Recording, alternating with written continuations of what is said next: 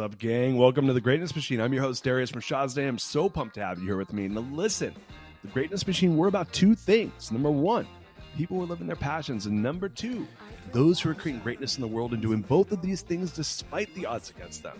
Each episode, we're going to feature interviews with game changers, business leaders, telling us their origin stories, what made them tick, what got them to where they are now.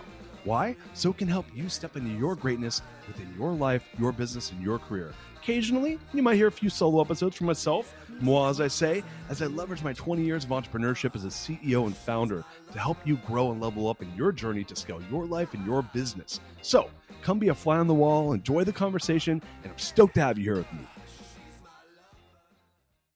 Guys, welcome to today's episode of The Greatness Machine. I'm your host, Darius Mershazday, and boy, do we have an amazing guest. My man, Michael Zagaris is in the house. Michael, welcome to the show. Hey, what's going on, Darius? Oh, man, I'm so pumped to have you here. Guys, I just have to say that this is going to be one of the more interesting episodes of The Greatness Machine. If I was to characterize a human being that represents exactly why I started the show, Michael is such that human being. I'm so excited to have you here. Like, literally, you're the living embodiment of why I created this podcast.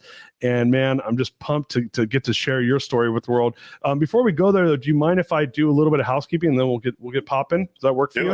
Yeah. Hey. Awesome. So listen, for listeners who are new to the show, the reason I just said what I just said a moment ago is because we're about people who are living their passions to create greatness in the world and doing so despite the odds. And I'm going to say that maybe for my younger listeners, you're not going to relate to what I'm about to say, which is that Michael's like a real life Forrest Gump. I mean, just like his stories and the shit that he's accomplished, it's like, you're like, this is bullshit. It's not even real, but it is. And he actually has physical, because of his work, he can prove it. So that's what I love about him so much. We met, so I'm going to give a little bit of background here. We met basically through your son's, I guess, girlfriend. Is that right? Is Stephanie and your... Exactly. So they've been together for a couple of years now. Yeah, so Stephanie, who's a good friend and former guest on the show, she came to MIT last year to GOT, and she did her talk, and it was amazing. And she said, "Oh man, you gotta have my boyfriend's dad come here. This would be perfect for him." And so I was like, "All right, cool. Like, I'm not chairing it this year. I'll refer you to Daniel, our chair." And so I refer her to Daniel, our chair, and Michael comes to GOT this year, and without question, this is my favorite talk. It was like this amazing talk about his life as a photographer, both in rock and roll and in professional sports. And like what I just said, like sounds, like generically cool. The stories and the life that Michael's lived, it blew my, there's a term for this, blew my fucking mind. I was like, what? If you can imagine what it's like, listeners, to live with rock stars in the 70s, which if the term rock star didn't even exist before then, just so we're clear. Okay. Like Michael basically lived and breathed and documented the lives of rock stars all throughout the series, some of the top bands that you will know and love, and then segue that into a career in professional sports, documenting some of the biggest sports franchises known to man. So, I mean, look, we're here to talk about, he's got a new book that's you said sold out. Is that right? It's sold out, but it's now back in print. You can still get it on Amazon. Okay, so we're here to talk about his new book, Field of Play: 60 Years of NFL Photography. He also has the book Total Excess, which is completely sold out, about his, which is his documentation of the life of rock stars. But you can get that on eBay if you can find it. Biggest achievements, Michael's photographed 42 Super Bowls and 12 World Series. I mean, like, it doesn't get any better than that. He's the official photographer for the 49ers and the Oakland Athletics. And man, like, that's just the sports stuff. On the music side, I mean, we're talking bands like Zeppelin, Eric Clapton, Leonard Skinner. Is that correct? Leonard Skinner, The Who, The Clash. To name but a few. Just a couple. I mean, so man, Michael, welcome to the show. I'd love for you, if you wouldn't mind, to give a little bit of your origin story. I'd love for you to kind of, like, I know you didn't wake up one day and just start doing photography of some of the most important people of our generation, but I'd love for you, if you wouldn't mind, kind of giving our listeners a little bit of your origin story, because we love origin stories here at The Greatness Machine. Well, I was born in Chicago in 1945 in February, snowstorm. My family my dad was overseas flying B-17s in the war. He came back. He and my mom grabbed me and moved us to California in 1947. Grew up in the Valley in places like Modesto, Hanford, Stockton, Redding.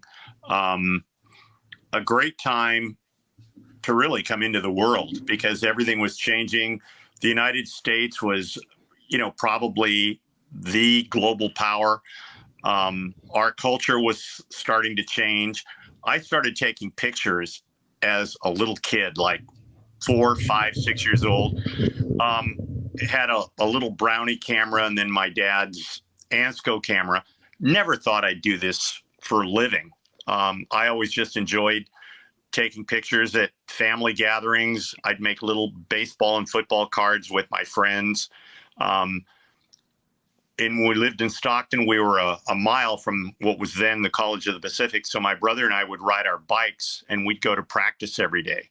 And Amos Alonzo Stagg, the famous coach who started in his early days at Yale at the turn of the century, he had been College of Pacific's last coach and then retired. So he and his wife in their 90s, used to walk along the levee every day. My brother and I were always on the field with the players. And this was at, 10, 11 years old. We collected football programs. We collected chin straps. I'd occasionally take pictures. I was also into music because in the summer of 1956, that's when Elvis really broke big. Listened to him on the radio all the time.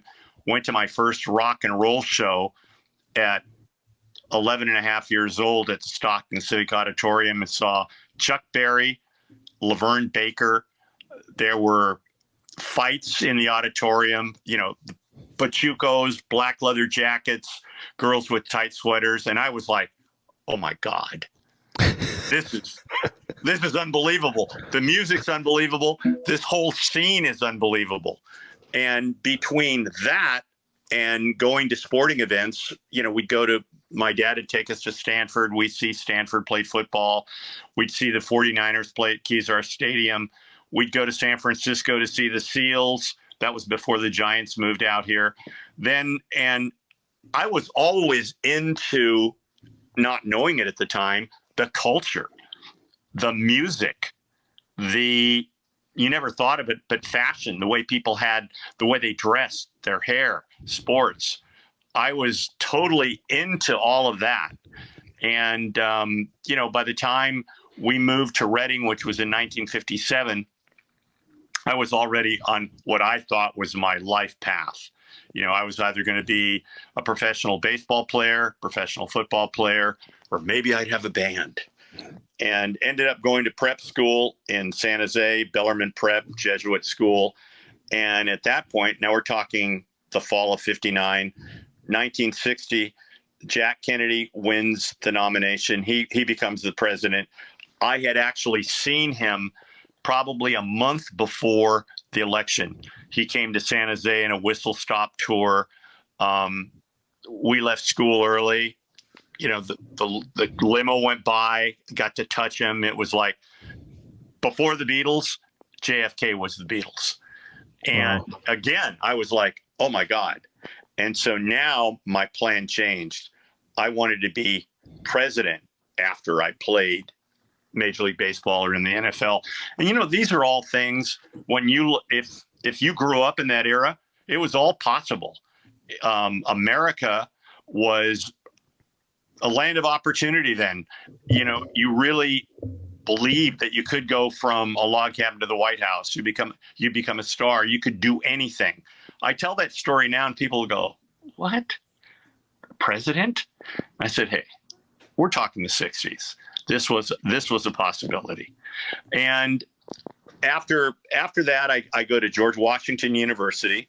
I'm majoring in Sino-Soviet relations because I thought, if I'm going to be president, I want to be able to negotiate my own treaties with the Russians and the Chinese after I play 8 or 9 years in the National Football League. I graduate. There's no NFL. I've got a quick tryout with the Colts. I knew day one, the only way I make this team is if they leave me behind on the road trip and the plane crashes. Well, can I ask a question on that? Sure. What was it about that? Like obviously, like at that point, you played through football in college. I'm assuming you played in high school. Yep. So and GW is a D1, right? That's Division I football. They were D1, and the irony was the year I graduated, that was it. They dropped football, or as my friends like to say, "Way to bring the program down, bro." So they were in the Southern Conference, and they were, we were just so. But the conference was us, West Virginia, Virginia Tech, VMI, Citadel. We played Navy, or not Navy. We played Army, Maryland. Yeah, we had a good schedule. So, and what position did you play for GW? Wide receiver and a little linebacker, but mainly wide receiver. So when you went to go try out for the Colts, what was it about that tryout where you're like, oh, there's like, were these guys just bigger, faster, stronger? Was that? They were all of those things at a time when I was almost the same size, but they were much faster, much bigger. And you know what? In your core, you really know when you've maxed out. And I thought, oh, okay, yeah, I'm not making this team. So, so now it's plan B. I guess I'll have to go right to the White House. So I ended up going back to law school, started law school at Santa Clara University. And again, I knew a month into law school, this isn't what I thought it was going to be like. You always have the illusion of I'm going to do this and then this is going to happen. Well, I knew early on I was about justice. I was pretty naive. And most of the people I was in school with at that point in time, they were either there for the remuneration and the status of being a lawyer, or what I thought was worse, they were in love with the law as opposed to seeking justice. So I thought, you know what, let me finish this year and then just see whether I want to continue for the last 2 years of law school. In February of that year, Gene McCarthy wins the Democratic primary in New Hampshire.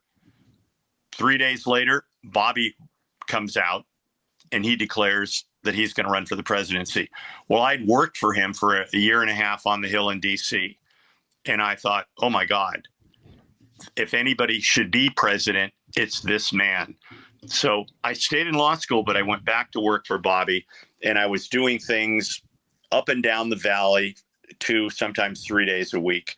And it was as exciting and romantic as it sounds. I was basically pretty much a low-level staffer and a gopher, but not in my mind. Can I ask a question on that? Sure. So you don't know this about me. I was a intern at the White House, and I actually lived in Foggy Bottom at GW. So I worked for the Clinton administration in summer 2000. Sure. So having now, I don't know. My experience was that he was gone the whole summer, and I think I saw him once, right? So sure. So POTUS is not around that much, and it's hard. And obviously the White House is big. When you were working for Kennedy, that was when he was on the Hill, and he was a senator or a congressman then? Senator. He was a senator from New York. He had won, and it was a very tough race where he was accused of being a carpetbagger because, of course, the Kennedys were from Massachusetts.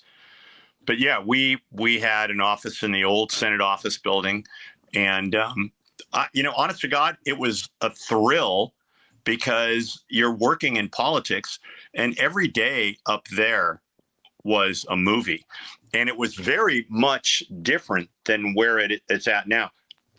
A number of my friends were working for Republicans and were in fact Republicans, and we certainly had some differences politically, but we were all friends, and it was a totally different atmosphere, and people from both sides hung out together, partied together.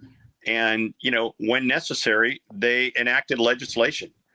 And it's not like that at all now, which is why we're where we're at this point in time, both in our country's history and on the planet. So yeah. I was doing that. And we end up in Los Angeles, June 6th at the Ambassador Hotel. And I'm thinking that, and we had lost the week before in Oregon. So this was a key primary. We don't win this, we're done. We end up winning the California primary. I'm in the back of the podium.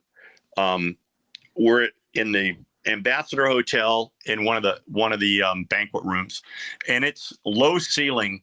I'll never forget. We came down from the suites, went through the kitchen. We're on the podium. It was so hot and stifling. I was in a suit. I was soaking wet. And as I remember, I think the last thing Bobby said was something like, well, it's on to Chicago. And we turned around and very slowly exited the podium. And somebody had told me, yeah, we're going back upstairs. Somebody else said, no, there's some buses outside. We're going to go to one more hotel with a senator. I really didn't know where we were going, but I followed the crowd. As we started going back through the kitchen, I had just about reached the door, and I'm walking, like you can barely, like 2 inches, you're going forward. I heard what sounded like a string of firecrackers going off. And my friend Bill Epridge, who was shooting for Time and Life, he was behind me. He knocked me into the door jamb as he ran by me, forcing his way through the people, yelling 9mm. My first thought was 9mm. That's like a fisheye lens. I didn't even equate it with a gun.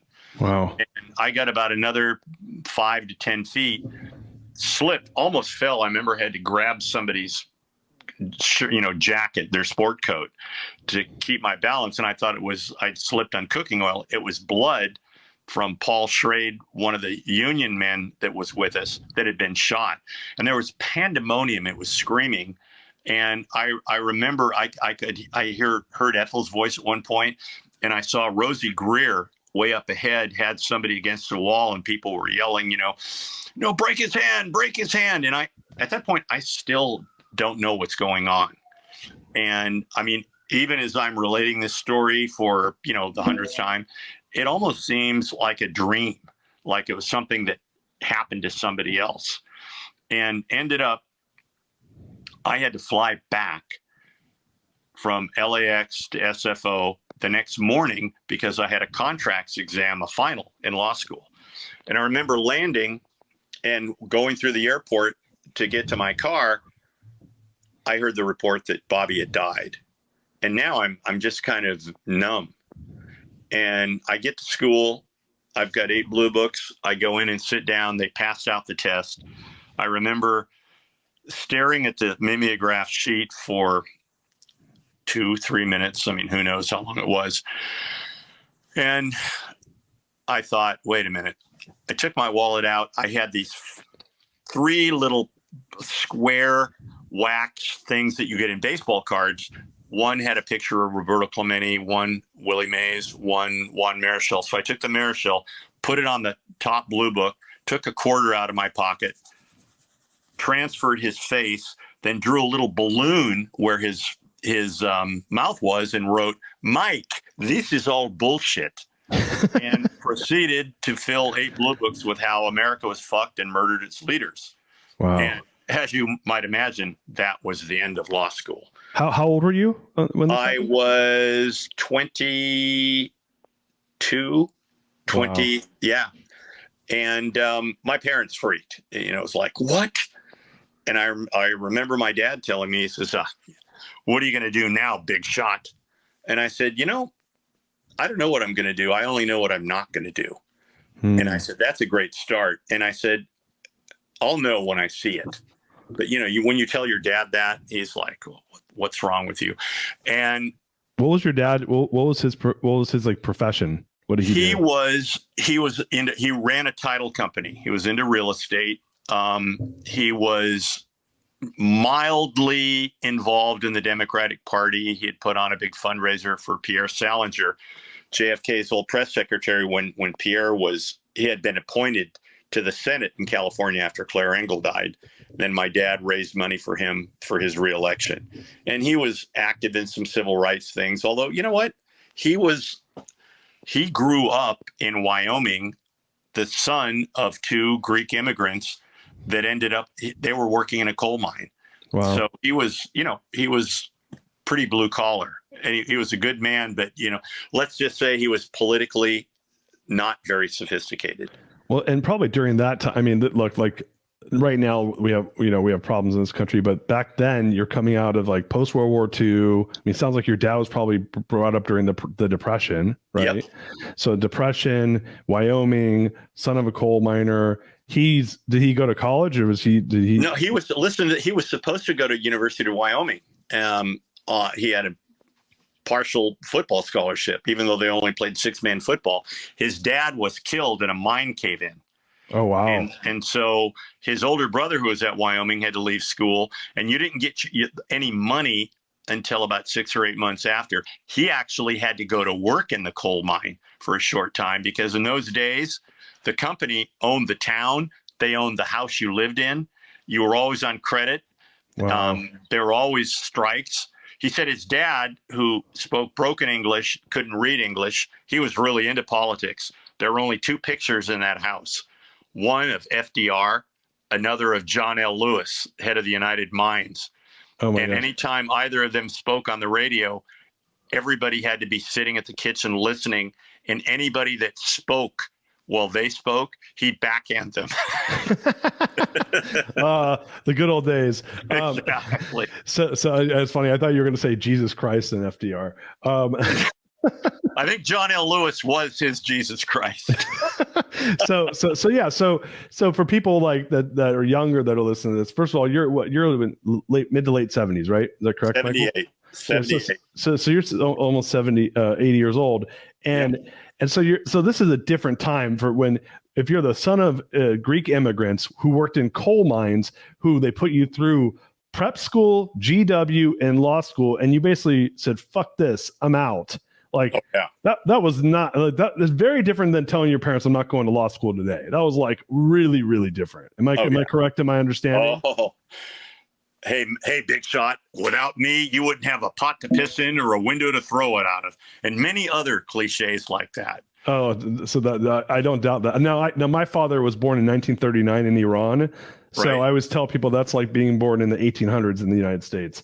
So I got very old school. And my grandfather was literally immigrated here from Italy in the 1940s. So I whenever I feel like I'm like although I'm 45, I'm like, I get it, right? Like having like my dad was old school, right? And so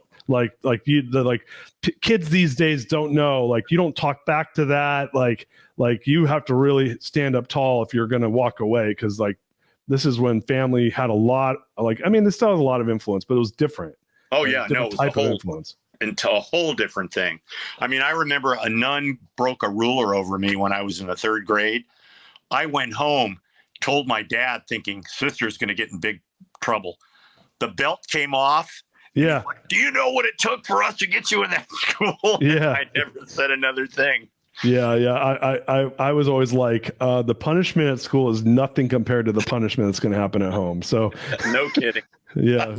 fearing your parents was a thing of that time, very much so. So you told your dad, "Hey, I know what I'm not going to do." How did that end up leading into rock and roll? Because I know that's a really interesting story. Well, about 3 weeks after that, I was searching, and I've been searching all my life, really, but I had read Huxley's Doors of Perception. I had read John Hersey had written a novel called Don't Look Back, and it was about somebody's first acid trip. I knew when the Beatles' Revolver came out that fall before that the Beatles had dropped acid. I was very curious. So I went out and scored some Owsley acid, which Owsley acid was amazing. And I wasn't doing this to rebel or to drop out. At that point in my life, I was really searching for self, for truth. As much of a cliche as that seemed, my first acid trip blew my mind. I mean, it pulled the curtain back. I learned more that first trip than I had learned my whole life through my parents, through school, college, law school, working for the Kennedys. It was amazing. And I started hanging out at the Fillmore and the Avalon. I'd always been into music. I mean, my earliest, some of my earliest heroes were people like Elvis, James Brown, Ray Charles. I mean, and in those days, music was everywhere. You listened on the radio. It was the soundtrack and the food of your life.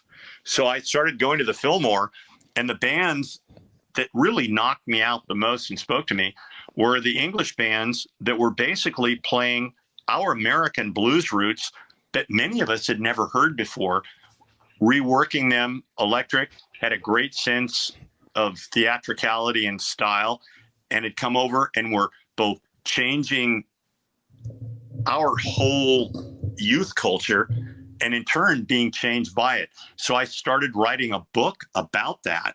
And in those days, there was very little security. I'd go to the Fillmore, I'd have my tape recorder, I'd have a camera to take pictures the way you'd take pictures on a vacation, and I'd have 2 or 3 joints in my pocket. I'd hustle my way backstage, hang out with the bands, be it Cream, 10 Years After, Jeff Beck. We'd smoke joints. I'd turn on the tape recorder. And again, at this point in time, remember this, we were all the same age. Right. And even the musicians that were becoming stars, they had this great sense of wonder, much as I did. As in like, can you fucking believe what we're doing? This is incredible. Man, all the birds. Yeah, can I have a hit of this? So what was that acid trip like? And it was like that. And so that was a year and a half of me calling these interviews. But more than that, really becoming involved as a musician. I couldn't play an instrument, but I wanted to be not just in the scene, I wanted to be them. Having a camera with me was the next best thing to that, and being a reporter. A year and a half passes. I had interviewed Eric Clapton when Cream was on the verge of breaking up. He comes back. He's staying in Sausalito, was with Delaney and Bonnie. He'd always liked the Sausalito Inn because there was no phone in the room. There was no television. He could be alone. So I showed up there, knocked on the door, unannounced. Eric answers it. He goes, "Hi, man, what's going on?" I come in. I've got the transcript of our interview we had done about 9 months before. I had a big chunk of hash in my pocket. I said, "Hey, I wanted you to go make sure that everything's okay with this interview. I brought this for you. I've got some hash. You want to smoke that?" So we smoked some hash and then started having an esoteric conversation that you have around being high and young. I remember at one point we were on our knees on the bed. He's going, "Look at the bedspread. Look at the patterns of the quilts. It's amazing, isn't it?" and so now he's going through the transcript. I had brought some proof sheets along, so I'd have something to do while he's going through the transcript. And so I've got my loop and I'm looking at things, and at one point he turns and he goes, "Hey man, what you got there?" And I said, "Just some proofs I'm looking at." And he says, "Do you mind if I have a look?" And I went, "Yeah, sure." So I handed him the proof sheet. I handed him a loop like this. Eric takes the loop and the proof sheet, and he's holding it, the loop about maybe 6 inches above the proof sheet, his eye about 6 inches above the loop. And he says, "Oh, these are great." He says, "Eric, if you actually put the loop on the proof sheets and your eye on the loop, you can actually see." And so now he's looking at him again. He goes, "Oh man, these are fucking great." He says, "Can we use these?" And I said, "For what?" He says, "Albums, songbooks." He says, "Look, man, we'll pay you." And I went, "Wow, yeah, that's cool, man." He says, "The writing's all right, but you should be doing this for a gig." That was it. I mean, it was literally at that moment. And that's kind of how I've lived my life. I've kind of tried to walk through 180, trying to observe and feel and taste and smell everything as it goes through me and experience it. At that moment, I decided I was going to be a photographer. And was that, so what, and so you were 22 when you left law school. How old were you at this point? How long after law school was this moment with Eric Clapton? I'm 25. This is 1970. So a couple years into it, this is 1970. Yeah. I mean, Eric Clapton's like for listeners who don't even know what Cream is, he was in a band called Cream before he went solo and became Eric Clapton. And this is at the Fillmore in San Francisco. So many listeners who are from San Francisco will know that this is a really famous music venue on Fillmore Street in Geary, actually. I used to live near there, so I know it pretty well. And Bill Graham's Auditorium, there's all, this guy's like a legend for, basically all these bands that came up during this time and afterwards. So were you just so you were essentially just going to the shows and again, this is before there was corporate music, right? Yeah. So you could still do that then. Like now it's like very corporatized, but now you can't do anything. And the irony again, in the late 60s, when everything was changing, everything was turbulent. I mean, the war in Vietnam, there were protests everywhere. The race thing had exploded, with the assassination of first Malcolm X, who not many people that I knew were into, but I knew who Malcolm was. And then Martin Luther King. I mean, all of that was happening. The sexual revolution was in full bloom. The drugs were starting to come out. And when I say drugs, in those days, it was psychedelics. It was LSD. It was mushrooms. It was psilocybin. It was mind-expanding drugs and marijuana. Nothing else had really, for most people, had come around. Movies were changing. So there was a seismic change in not only our culture, but this was going on all over the planet. This was happening in what you and I know as the West. It was even happening in the communist countries. When our college students almost brought down our government with all the protests in the Vietnam War, the same thing was happening in France, where the French students united with the workers almost brought down the Gaullist government. Czechoslovakia, with a burgeoning art and youth scene, the Russians actually came in and crushed that in the summer of '68, as much to send a message to their own youth. So what was going on here was going on everywhere. What do you well, I have a couple of questions. So first of all, I just realized that you lived in San Francisco in the summer of '69, which is the summer of love.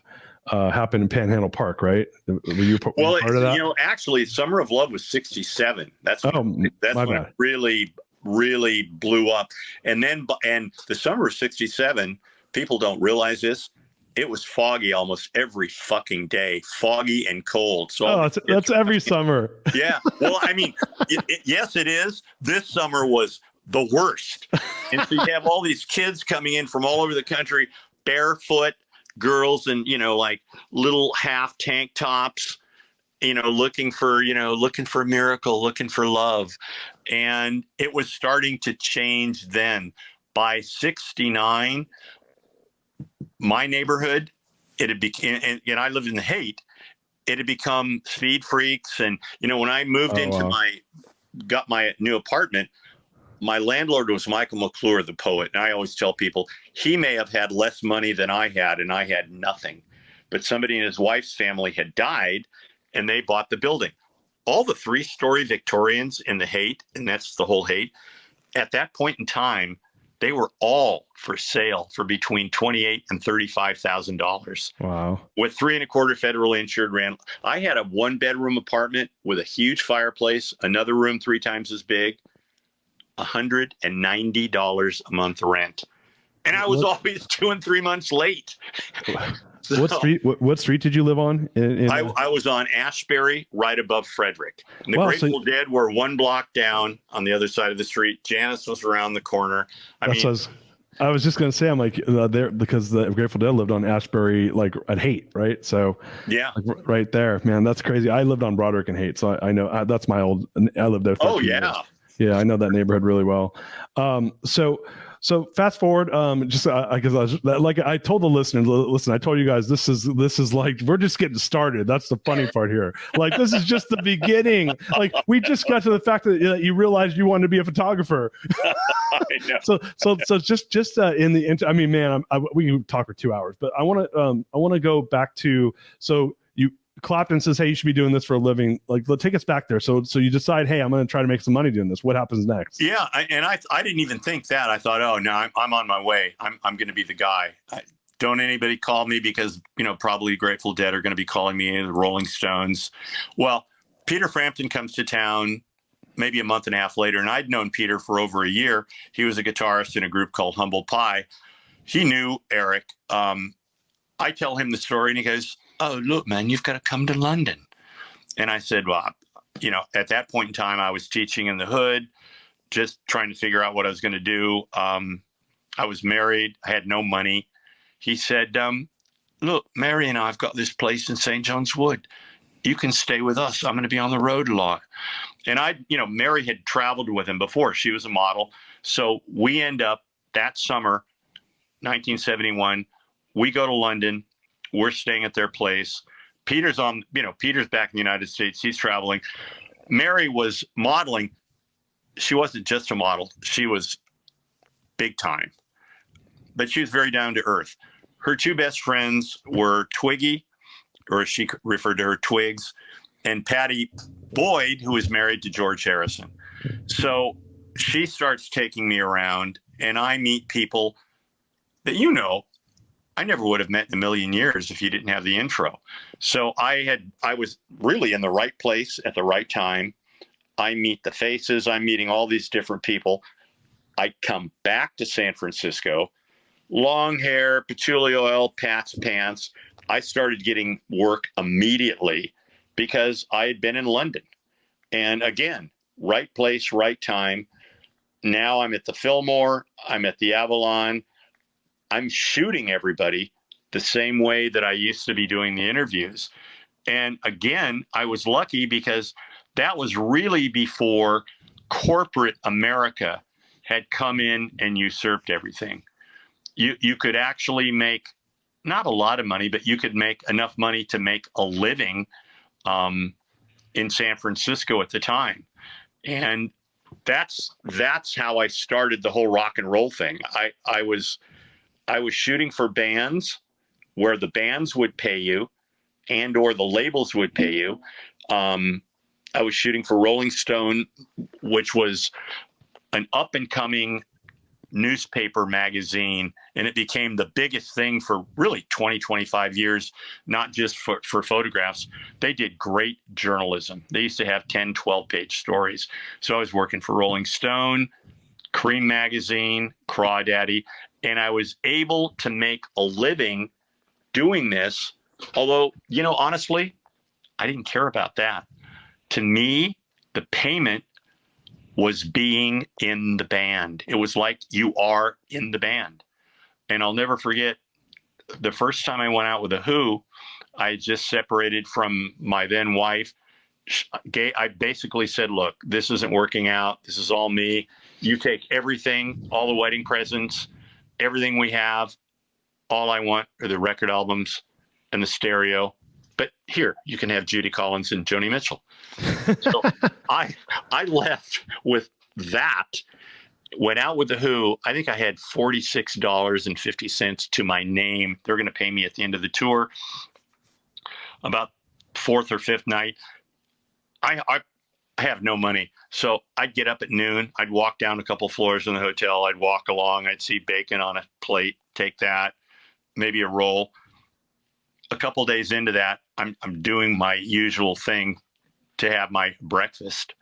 And one of the roadies was behind me that I didn't see. And he goes, "Hey, man, what you doing, man? You nicking food?" So I said, "Yeah, well, here's the story." I tell him why. And he goes, "You're not getting per diem?" I said, "Per diem?" "Yeah, per diem, walking around money so you can eat." I said, "I've never heard of it." He says, "Go ask Pete Rudge. He'll hook you up." So I go to Pete Rudge's door. He's our tour manager. Knock on the door. He opens it. He's on the phone. He's frantic. 10-minute conversation. When he's done, he goes, "So is everything all right?" I said, "Yeah, everything's great, except for one thing, Peter." I said, "I'm going to get paid at the end of the tour. I have no problem with it, but I don't have any money right now. I need some money for per diem. Do you have any per diem for me?" He goes, "Per diem? Per diem?" He says, "Look, mate, we sleep till noon. We've got limos to the gig at 3 or 4. There's food backstage." He says, opens his little drawer next to his bed, pulls out one of those amber 3-gram bottles with a little cap and the spoon on it. Goes, if you're hungry, have this. So that night, halfway through the gig, I'm behind one of the amps. I'm changing film, putting new film in the camera. Same roadie comes behind me and goes, oh, so did P hook you up? I said, hook me up? Yeah. Gave me this. So I hold up the little bottle and he goes, fucking hell. So, well, if you were rich, if you had all the money in the world, what would you spend it on? And I went, he said, I'll tell you what you spend it on. You spend it on birds, on drugs, and on travel. And you've got it all here for nothing. So you don't really need per diem. And I thought, wow, that's pretty much it. That's rock and roll. He's not wrong. You know, like you're like 25 years old, like hanging out with the Who, and like, what else are you going to spend your money on? You know what? And I always told that story, not as a cautionary tale, but yeah. And I mean, to this day, I've really never made much, if any, money, but my life, the experiences and the way I've been able to live my life, that has been the payment. And you know what? I'd make the same decision every single time. Oh man, the current so there's data out there that you do not get like the average person does not in today's dollars doesn't the incremental happiness goes up by like literally incrementally above, I think it's $75,000 a year. Let's call it. I think it's probably a little more than that now with inflation. Sure. But like there's something to be said about every one of those experiences. And by the way, for listeners, we've talked about maybe 1% of your experiences, maybe even less. Yeah, that's 0.1%. Well, and you know, I really feel I've been lucky to have been born when I was born, where I was born, in the era, to very supportive parents. I mean, all of that stuff, it all played into my life to date. I mean, and if it ended tomorrow, I've had an incredible life. I couldn't have scripted it any better. I mean, and the irony is none of it's scripted. It's just all kind of, and you know what? We can get to the meaning of life. What does it mean? I don't know. I know one thing, we're not all created equal. That's bullshit. I mean, some of us from the day we're born have almost no shot at all. Other people just waltz through. And I've kind of been very lucky. You call it destiny, you call it any number of things, but and that's why I'm doing these books and talk, because I think it's important to give back, to share your experiences. And that's what I've tried to do. And I mean, the person that had one of the biggest influences on my life was the German existentialist Hermann Hesse. His books, and I read all of them, I recognized bits and pieces of myself in those books, and I thought, this is the way I want to live my life. Or maybe this is the way I live my life in another life, and I want to continue. I mean, who knows? But that's always been the quest. And for me, the quest has never been for material goods, although, you know, I enjoy comfort as much as anybody. To me, it's about life is about people. It's about experiences. And I've always I've wanted to live the experiences I wanted to have. And the camera has always enabled me to do that. The camera to me is merely my entree into the scene that I want to become a part of and live for a short period of time, or maybe a longer period of time.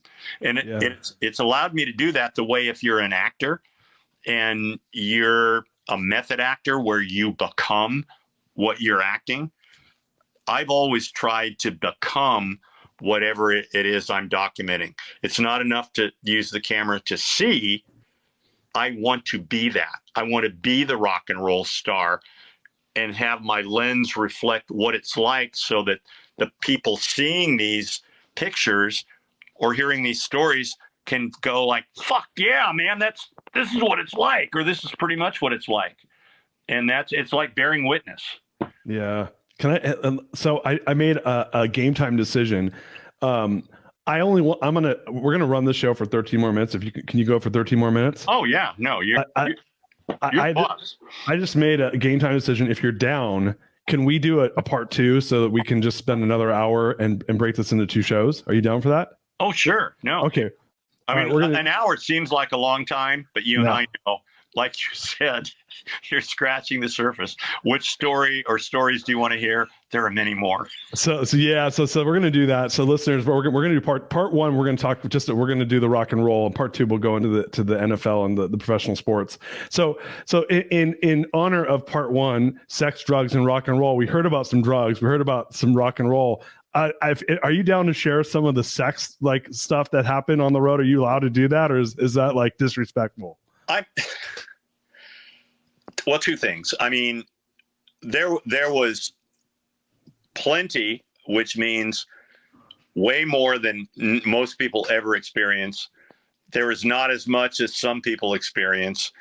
I don't want to name names because that's fine for me. They might go, fuck, no, I wasn't with you. I thought that was someone else. I wasn't there. Oh God. No, you know what? It was pretty crazy. And although that was also part of the time, that was part of the awakening. And there were scenes where, after a show, you'd walk into situations where you were kind of blown out. Like, fuck, is this really happening? Oh my God. But you had to act like, it was cool. No big deal. Cool. That's pretty much like Eddie Knight in my living room. Yep. So hold on. Without we can be explicit on the show if you're comfortable. If not, I'll respect if not. But when not naming names, would you mind telling us the craziest rock and roll sex story that you feel comfortable telling? And you can take a hard pass if you want. It's hard to tell it anonymously, but there was. When I was with Peter Frampton, there was another band opening up for us, and one night they'd open, one night we'd open, and that band's lead singer was with somebody that was a big star in another field. Okay. And we ended up, I had to leave the tour after Sacramento because I had to go shoot some 49er games. So I'm going to take a bus from Sacramento back to San Francisco. This other person said, "Oh, you're taking a bus? I have to drive. I've got a car. I'm driving to San Francisco because I've got to fly back to LA. Why don't I give you a ride?" So that person ends up giving me a ride. This is the other famous person or the rock star? No, the other famous person who is the girlfriend of the rock star. Okay. We end up first stopping at the Fairmont Hotel where she had booked a room. I help her with her stuff upstairs. I'm going to take a cab home. I never end up taking the cab home. And it's one of those, as they say in baseball, check swing home runs. Where it's like, oh, fuck, is this really happening? But there were many things like that would happen in rock and roll. And, Kristen and I, we've been together. It'll be 49 years in August. She was a skier, ran a rock and roll radio show in Aspen. She was a model. She was hip to the scene. She would often call me on the road, like at 3 a.m, going, "Hey, what's going on?" And I wish it's kind of quiet here. I wish whatever you think is happening because it's another quiet night on the road. Yeah, that's amazing. That's amazing. So, and you know what? Sports, it was, while different, very similar. And yeah. Well, there's like a bit of like a demigod thing happening there, right? Because these are people worship their performance, right? And yep. and so they become their performance. Like, oh, like their songs are part of the culture. That person's performance, they're winning. They're like the gladiators of today. If you're an athlete, right? So yeah, like this is people want to believe in something larger than themselves, and this gives them an opportunity to do that. Politics was the same thing. Yeah. And I think it's human nature. And most people don't live there. They don't have the opportunity to live those kind of lives. Right. And they're the people who go, oh, I'd never do that. Or I would never party with 3 girls or 3 girls and 2 guys. Yuck. Ew, yeah, I wouldn't do that. Don't worry. Yeah. Don't worry. You won't have to worry about it. Yeah. You're as faithful as your options, buddy. Yeah. And if you have the opportunity, a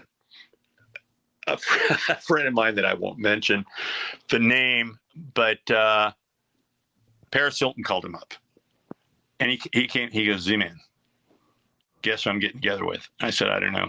He said, Paris Hilton. I said, what? Because we'd all seen the video and everything, and I said, you're getting together with her? And he goes, bro, seriously? Are you telling me if she called you up right now and said she wanted to have a drink, you'd say no? And I thought about it, and I thought, no, you're right. I'd want to check it out. I'd want to see what she's really like. My friend ended up, they went out a number of times, and he said, she's nothing like what you think she's like. She's very thoughtful. She's this, she's that. And it's like, of course. And that's how you find out. You live life. You experiment. You push the boundaries, and sometimes you find like, oh, fuck, this isn't what I thought it was going to be at all. Or, wow, this was not a good trip. You don't find that out unless you do it. You have to be willing to take a risk. Even when I look at all the experimentations we did with mind altering drugs, in many respects, we were not unlike Lewis and Clark. We were exploring, for lack of a better word, inner space. And sometimes it could be pretty scary. Although I remember at the time, I never thought, I knew there were bad trips, but not for me. I was always going to have a good trip. And I had one bad trip in my life, and that was the night that Miles Davis and his band opened up for the Grateful Dead. Wow. I'd had a bad week. I had scored some, what I thought was mescaline on the street in Berkeley on Telegraph Avenue. I remember the guy said, hey, man, just take a half or I can't be responsible. And I'm standing in the rain to get into the show. The girl behind me is telling me about how her boyfriend had been shot the week before. I hadn't had a good week, so I thought, hell, I dropped the whole hit. Oh. When by the time Miles came on, and by the way, this was Bitches Brew, I was sweating, I was rapping, and it was festival seating, and I noticed there was like almost a moat around me where people had moved away. Oh, no way. And by the time Miles started playing, I thought I was in hell, because that album and where that album puts your head, if you're straight, it's kind of out there. If you're tripping on too much of something, you definitely are in hell. And I remember I tried to leave, and the Hells Angels, they were always at the Dead shows, they were coming up the stairs. So I went to Bill Graham and I said, Bill, you've got to help me. Somebody dosed me. And he goes, you took LSD at Bill Graham's Fillmore West? And I said, Bill, I was dosed. So Bill locked me in his office. Oh, shit. A very small office that was covered from all sides and on the ceiling with posters. And it seemed like the posters were coming into me. And I went and I got in a fetal position under his desk. And he brought in Johnny Walker to talk me down. And Johnny was this old brother that was one of his doormen. He was the guy that when you came up the stairs, he'd always give you an apple when you were leaving in a poster and say something like, have a lovely day. We're going to kill the sick. We're going to raise the dead. We're going to grow some hair on a bald man's head. So Johnny comes in to talk me down. He's drunk. He's drinking Old Mr. Boston gin, this cheap rock gut gin, and gets down on his hands and knees and telling me about how he was a fur trapper in Alaska back in the day. Which is an incredible story if I was straight. But in the state I was in, I'm like, oh, fuck. At the end of the night, show's over. Greensleeves is played. Fillmore's emptying out. Bill opens the door. Johnny's passed out on the floor. I get up and I'm walking past Bill, and he's looking at me the way your father would look at you if you'd really fucked up, just like. Oh man, this is amazing. So I want to end the show, and we're doing a part 2 because I swear I knew this was going to happen. I'm like, we're going to barely scratch the surface. I've by the way, audience, I got to listen to Michael at MIT for at least 90 minutes and then hang out with them for a couple of days afterwards. So I'm like, this could be 5 shows. I mean, we've literally talked about hardly any of your amazing stories. So I'd love to hear what's your favorite rock and roll story of all time. If you had one you had to tell, I'd love to hear your favorite rock and roll story, and then we'll tee up for part 2. All right. The Who were playing Winterland in March of 1976, and Winterland was going to be torn down in another year or so, and nobody knew how long the Who was going on. So I'm in their dressing room. I'm on my knees. I'm putting all these film canisters in my pocket. I'm loading the camera. Keith Moon comes in and he goes, "Hey man, I've got a surprise for you." And I went, "Surprise?" And he holds up this plastic bag, and it looked like it had pieces of jerky in it. And I said, "Jerky?" And he goes, "Jerky? It's magic mushroom, isn't it?" Takes this like withered little black thing out, tears the mushroom in half, eats half of it. Remember, he had a beer, I think a Bud or something, threw it down. He goes, "You fancy some, mate?" And I said, "Mooney, I've got to shoot." And he goes, "Right. And I've got to play me fucking drums." So I thought, okay. So I remember I started to eat the mushroom. It was bitter as hell. Washed it down with beer. About 5 minutes later, we've left the dressing room. We're going up the stairs onto the stage, and I pulled the back of his shirt and I said, "Mooney, what kind of trip's this going to be?" And he goes, "Don't know." So Kristen and I go out front where there are 2 monitors, like stands for monitors where they do video. I decided I'm going to set up and shoot there so I can get the whole band. Halfway through the show, now I'm starting to, first dry mouth. I'm starting to sweat. I'm starting to just, you're starting to feel weird, like you're coming on. And I hadn't told her anything. At a certain point, she hands me a camera, and there are literally like trails on the camera. And I'm like, she goes, "Are you okay?"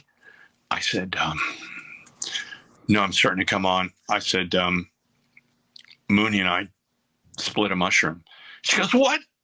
And you didn't give me any?" And I said, you weren't there. So I said, "We've got to leave here right now."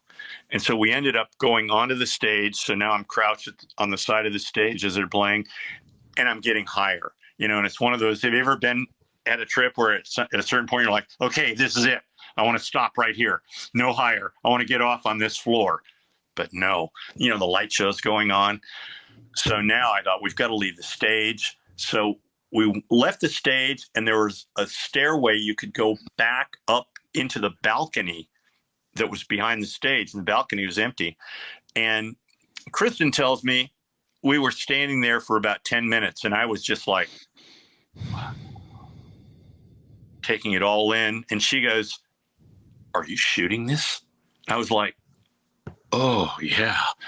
And I got the camera up. At that point in time, Pete threw the guitar up. This is like basically the climax of the show. So I've got this great picture of him throwing the guitar up. You see everybody on their feet. And then Mooney stood up on his drum kit. And I had totally forgotten, this is how this all started. He stood up on the chair of his drum kit and collapsed into his drums, and the cymbals and drums go all over. He ends up on his back. Townsend grabbed one ankle, Entwistle the other. They drug him off. That was the end of the show. And that picture is arguably one of the 2 or 3 greatest rock and roll pictures I've ever taken. And it was quite by accident, which is kind of, my whole life has been quite by accident. Yeah, what a it's like a premonition for your life, right, man? Yeah, exactly. Oh, Michael, man, I love your stories. They're so epic, and I'm so excited for us to continue this conversation. We're like 40 minutes in the show, and I'm like, this is 2 shows, maybe 3, but we're doing at least 2. I want to see if he's down. So, I mean, I appreciate you so much. Your stories really are representation of someone that's lived such an epic life. And I'm so glad that you're sharing your work with the world through your books. Man, I guess with that said, I'd love for people to go and support the book. Where can they get the book if they're interested in and we haven't even talked about the NFL, but if they want to get the book, what's the best place for them to go and get it these days right now? Probably the best place would be Amazon, because it's an $80 coffee table book. I mean, it's a huge book. It's mainly pictures, but it's a lot of epic stories. And you can get the book and save almost $30 on Amazon. There may be a few bookstores in a few of the big cities that still have the book available, but that's the best place. Yeah. And so that's the Field of Play, 60 years of NFL photography. And if you can if you can find the total excess, get that. And there's some, I mean, the photos, the funny thing is this show's all audio, so no one gets to really see. I mean, people will see the video a little bit of us talking, but like, we're just talking about experiences. The pictures are worth 1,000 words 1,000 times over. So I can't wait for folks to do that. And obviously they can look online and see some pictures there too. So Amazon's a great place. If they want to connect with you, what's the easiest way for guests to try to connect with you if they want you maybe to speak at their events or to learn more about your work? My website, not my website, my email, which is z_man@sbcglobal.net. My rock and roll pictures are available at Morrison Hotel or Wolfgang's Vault. Morrison Hotel is probably the best place. And that's the email place is the best way to get a hold of me to speak. Awesome. Okay, well, we'll go ahead and put those all in the show notes. Mr. Michael Zagaris, so much gratitude from us here at the Greatness Machine to learn from you about a life well lived and then some, and looking forward to part 2 of this amazing show. Thank you so much, my friend. Darius, thank you for having me on. I look forward to our next encounter. Awesome. All right, guys, peace out. We'll talk to you later. You are listening to The Greatness Machine, and that's a wrap for today. Listen. If you love what you heard, subscribe to the show on whatever podcast platform that you're tuning in on so that you don't miss any of our future episodes. We have tons of great people coming on, and we're stoked to have you here to enjoy it with us. Leave us a review. Tell us what you love most about this particular episode. We love getting the reviews. We love to see what you guys love most. And if this particular episode, made you think of someone who's leveling up in their business and in their life, print screen, share it with them. Leaders are the best givers, and after all, we're all here to support and grow with each other.